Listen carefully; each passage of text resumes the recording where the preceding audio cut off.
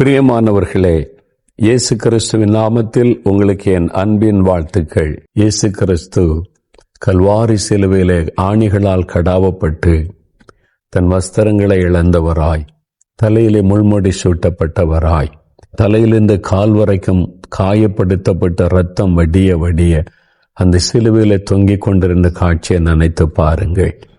ஏன் அப்படி? வானத்தையும் பூமியை உண்டாக்கின தேவனுக்கு ஏன் அப்படிப்பட்ட ஒரு கொடூரமான ஒரு காரியம் செய்யப்பட்டது?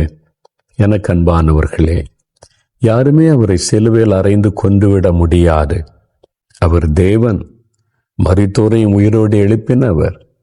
அவர் நினைத்திருந்தா இதற்கெல்லாம் தப்பித்து போயிருக்க முடியும். ஆனால் வேதம் சொல்லுகிறது, கலாத்தியர் 1:4 அவர் தம்மை தாமே சிலுவை மரணத்திற்கு அர்ப்பணித்துக் கொண்டார். அவர்தான் தன்னை மரிப்பதற்கு ஒப்பு கொடுத்தார். எதற்காக?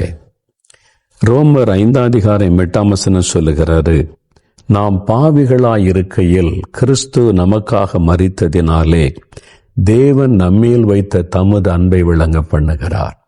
அந்த சிலுவை எதை வெளிப்படுத்துகிறது? மனுமக்கள் மேல ஆண்டவர் வைத்திருக்கிற அன்பு. அவருடைய அன்பு எத்தனை பெரிதென்பதை பார்க்க வேண்டுமானால் அந்த சிலுவை பாடுகளைத்தான் நமக்கு நோக்கி பார்க்க வேண்டும். அந்த சிலுவையில் அவர் சிந்தின ரத்தம் அடைந்த பாடுகள், நம்மீது அவர் எவ்வளவு அன்பு கூர்ந்தார் பாருங்க. பாவிகளாகிய நமக்காக ரத்தம் சிந்தி மரித்து நமக்கு பாவ மன்னிப்பை கொடுக்கவும், தேவனுடைய பிள்ளைகள் என்கிற ஸ்லாக்கியத்தை கொடுக்கவும், பாவ சாபத்திலிருந்து விடுதலை கொடுத்த நம்மை ஆசீர்வதிக்கவும், நமக்காக நம்முடைய இடத்தில் நம்முடைய பாவங்களை சுமந்தவராய் இயேசு சிலுவையிலே மரித்தார். அதனால தான் அவர் மனுஷனுடைய பாவங்களை மன்னிக்க அதிகாரம் பெற்றவர். அவர் மூலமாக பாவ மன்னிப்பு, சாபத்தின் விடுதலை, மெய் சமாதானத்தை நாம் பெற்றுக்கொள்கிறோம். மனிக்குலம் பாவத்தினால, சாபத்தினால சமாதானத்தை இழந்து, ஆசீர்வாதத்தை இழந்து தத்தளித்ததனால மனிதர்கள் மேல வைத்த அன்பின் நிமித்தமாய் இயேசு தன்னை அப்படி அர்ப்பணித்துக் கொண்டார். அந்த அன்பு எத்தனை ஆச்சரியம் பார்த்தீங்களா? அநேக ஆண்டுகளுக்கு முன்னால தென்கொரியா தேசத்துல ஒரு உள்நாட்டு யுத்தம் நடந்து கொண்டிருந்தது. வடகொரியா கம்யூனிஸ்ட் நாடாக இருந்ததுனால தென்கொரியாவில் இருக்கிற மக்களை வேட்டையாடினார்கள். அங்க இருக்கிற கிறிஸ்தவர்கள், ஊழிய செய்றவங்களை எல்லாம் பிடித்து ஜெயிலில் போட்டாங்க. மக்களை கொடுமைப்படுத்தினாங்க. இரக்கமில்லாமல் நடந்து கொண்டது அந்த இராணுவம். ஒரு சமயம் ஒரு தாய் தன் கை குழந்தையோடு கூட இந்த கொடூரமான மிருக குணம் கொண்ட அந்த போர்ச்சவர்களுக்கு தப்பித்து அவள் ஓடினாள். உயிர் காக்க ஓடினாள். இரவாகிவிட்டது. எங்கே ஒளிவதென்று தெரியவில்லை. ஒரு ஆற்றின் மேல் ஒரு பாலம் இருந்தது. அந்த பாலத்துக்கு கீழாக போய் அந்த பாலத்துக்கு கீழான அந்த இருட்டு பகுதியிலே ஒளிந்து கொண்டாள். மேலே இராணுவ ஜீப்புகள் போய்கொண்டிருந்தது. இராணுவ வீரர்கள் போய்கொண்டிருந்தாங்க. ஜனங்கள்லாம் உயிர் பயத்திலே கலங்கி கொண்டிருந்த நேரம். அந்த சமயத்துல குழந்தை, குளிரான நாட்கள், தென்கொரியாவில் குளிர்காலம் வந்துட்டா பெரிய ஆறை பனிக்கட்டியாக உறைந்து விடும். அப்படிப்பட்ட ஒரு குளிரான நாட்கள். குழந்தை குளிரில் அப்படியே விரைத்து கொண்டிருக்கிறாரு. அந்த தாய் தான் அணிந்திருந்த ஒவ்வொரு உடையாக கழட்டி குழந்தை ஒவ்வொன்றாக சுற்றி சுற்றி சுற்றி சுற்றி சுற்றி அந்த குளிர் குழந்தையை தாக்கி கொண்டு விடாதபடி அந்த குழந்தையை பாதுகாக்க தன்னை மூடி வைத்து தன்னுடைய அணைத்து வைத்து கொண்டாள்.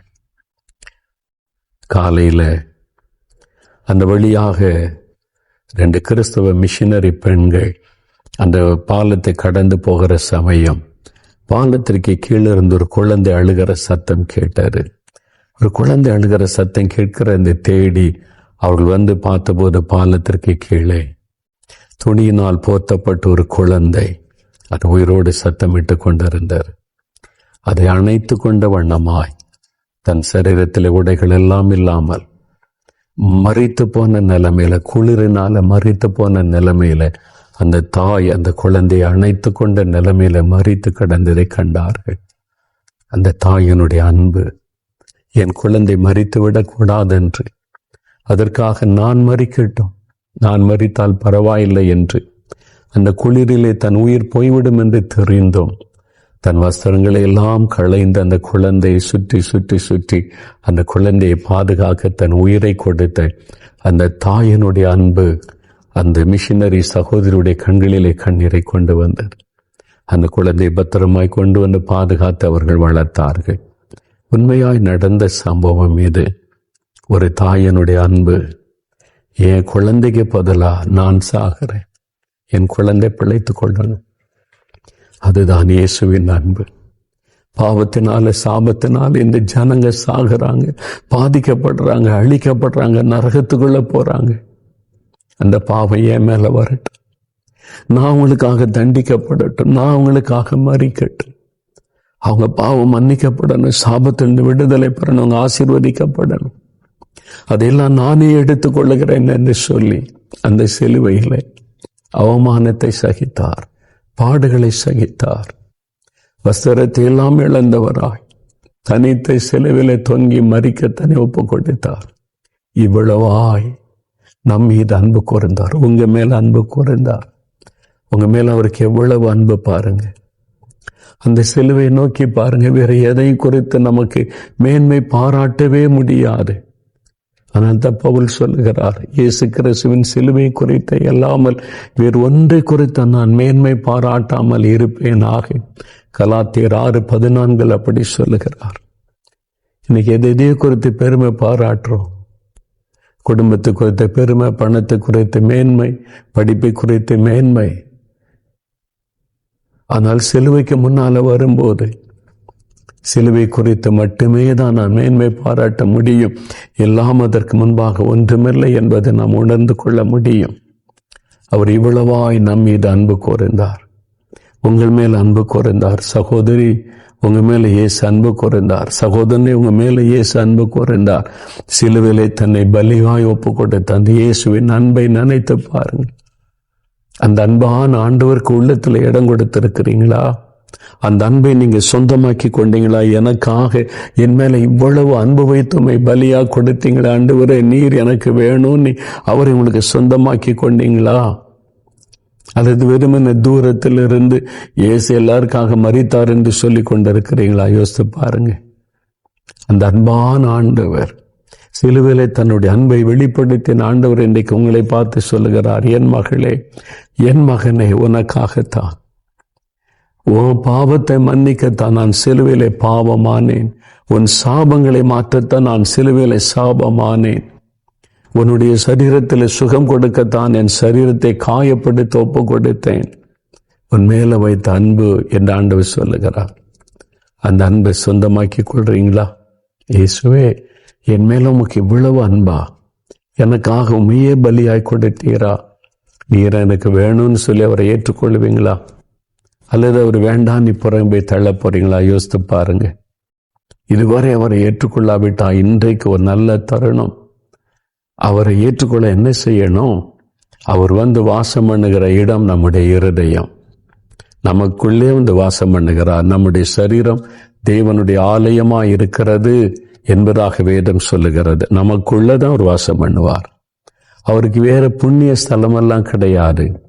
இயேசுக்கு இங்கதான் புண்ணிய ஸ்தலம், அங்க போனாதான் இயேசுவை பார்க்கலாம், அங்க போனாதான் இயேசுவின் ஆசீர்வாதம் பெற முடியும். அப்படி ஒரு இடமே கிடையாது.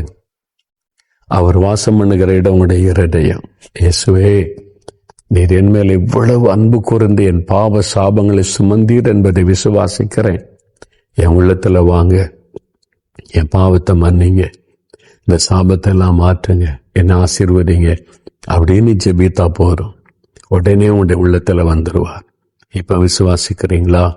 அந்த ஆட்டோட ஜெபிக்கலாமா? நீங்க அவரை உள்ளத்துல ஏற்றுக்கொண்டு இருக்கிறீங்களா? ஏற்றுக்கொண்டா அந்த அன்பை நினைத்தவரை ஸ்தோத்திரம் பண்ணுங்க. இன்னும் அவர் உங்களை ஏற்றுக்கொள்ளாமல் இருந்தால், இயேசுவே நீங்க வேணும், இன்றைக்கும் ஏற்றுக்கொள்றேன்னு சொல்றீங்களா? நம்ம ஜெபிக்கலாமா? ஏற்றுக்கொண்டவங்க அப்படியே வலதுகரம் உயர்த்தி ஆண்டவரை துதிங்க. அந்த அன்புக்காக, சிலுவை பாடுகளுக்காய். இதுவரை அவர் ஏற்றுக்கொள்ளாதவங்க வலது கரத்தை இருதயத்தில் வைங்க. இயேசுவே, நான் ஏற்றுக்கொள்றேன். எனக்காக இவ்வளவாக சிலுவையிலே பாடுபட்டு ரத்தம் சிந்தி இருக்கிறேன். உம்மை ஏற்றுக்கொள்றேன்னு சொல்லி இருதயத்துல கை வைத்து ஜெபிக்கிறீங்களா? நாம் இப்ப ஜெபிக்கலாம். தகப்பனே, இதோ இந்த சகோதரன், இந்த சகோதரி தன் இருதயத்துல கரம் வைத்து கொண்டு, இயேசுவே நீர் எனக்கு வேணும், உம்முடைய அன்பு எனக்காக சிலுவையிலே நீர் ரத்தம் சிந்தி மரித்த அந்த அன்பை நினைக்கிறேன். என் பாவங்கள் சாபங்கள் எல்லாம் சுமந்து தீர்த்தீரே. அந்த அன்பை நான் நினைக்கிறேன். நீர் எனக்கு வேண்டும். என் இருதயத்துல நீங்க வரணும், என் உள்ளத்துக்குள்ள நீங்க வரணும், என் பாவத்தெல்லாம் நீக்கணும், சாபத்தை எல்லாம் மாற்றணும், எனக்கு அற்புத சுகம் தரணும், என்னை ஆசீர்வதிக்கணும். அதற்காக என்னை ஒப்பு கொடுக்கிறேன், உம்மை என் உள்ளத்தில் ஏற்றுக்கொள்ளுகிறேன் என்று ஜெபிக்கிற பிள்ளைகளை பாரும். உம்முடைய இரத்தத்தினால் அவருடைய இருதயத்தை கழுவி பாவ மன்னிப்பின் சந்தோஷத்தை அவளுக்கு தாரும். இதோ உம்முடைய இரத்தத்தின் வல்லமை இறங்கி அவளை சுத்திகரிக்கிறதற்காக ஸ்தோத்திரம். இப்பொழுது உம்முடைய தழும்புள்ள கரத்தினாலே தொட்டு அவருடைய நோய்களை எல்லாம் மாற்றும். உம்முடைய தழும்புகளால் குணம் ஆகிறோம் என்று வாசிக்கிறோமே, அந்த தழும்புள்ள கரம் தொடட்டும். சகல வியாதிகளும் இயேசுவின் நாமத்தில் விலகட்டும்.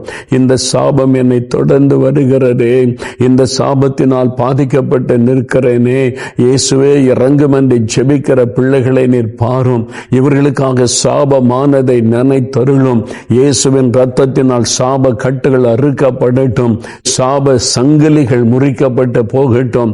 இனி அவருடைய வாழ்க்கையில் ஆசீர்வாதம் தொடரட்டும். இதோ உம்முடைய வல்லமை தொட்டதற்காக ஸ்தோத்திரம். உம்முடைய அன்பின் பிரசன்னம் இறங்கினதற்காக ஸ்தோத்திரம். ஆண்டவரே, நீ தொட்டு விடுதலை தந்துவிட்டதற்காக ஸ்தோத்திரம். ஸ்தோத்திரம் அப்பா. இந்த நிமிஷத்தில் உம்முடைய பிரசன்னம் தாங்கட்டும். இந்த நிமிஷத்தில் உங்கள் மகிழ்ச்சி சந்தோஷம் உண்டாகட்டும். ஆண்டவருடைய கரம் ஆசீர்வதித்தை தாங்கி நடத்தட்டும். சிலுவை குறித்தே அல்லாமல், எங்கள் ஆண்டவராகிய இயேசு கிறிஸ்துவின் சிலுவை குறித்தே அல்லாமல் வேறு ஒன்றை குறித்து நாங்கள் மேன்மை பாராட்டாதபடி இருக்க எங்களுக்கு கிருபை தாரும். உம்முடைய அன்பின் கரத்தில் அர்ப்பணித்து ஜெபிக்கிறோம். இயேசு கிறிஸ்துவின் நாமத்தில் ஜெபிக்கிறோம் பிதாவே. ஆமேன், ஆமேன்.